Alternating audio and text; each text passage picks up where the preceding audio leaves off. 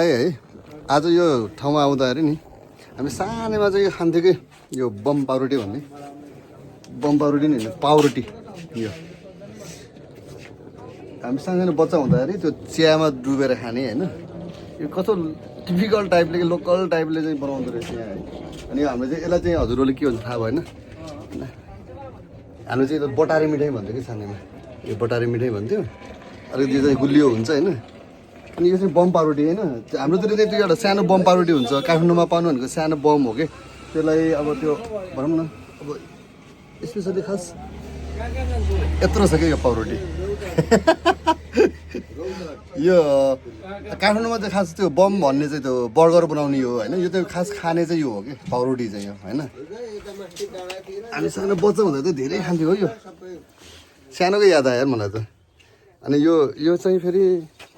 भित्र चाहिँ क्रिम हुन्छ होइन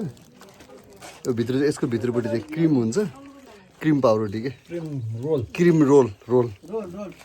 होइन अब यो त पिस हामीले सानोमा पिस पाउरोटी भन्थ्यो यसलाई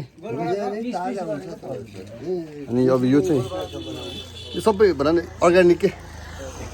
यही बनाउँदो रहेछ होइन यो चाहिँ अब बनाउने फ्याक्ट्री चाहिँ यो रहेछ अनि भाँडाहरू चाहिँ यो के यसमा चाहिँ भन्छ तर थोरै अलिकति भाँडाहरू चाहिँ देख्दाखेरि अलिकति हुन्छ है एनिवे खुसी लाग्यो सानोको याद आयो कि यो मेसिनभित्र जान्छ सर मेसिन चाहिँ यहाँभित्र छ ए ओके मेसिन कहाँ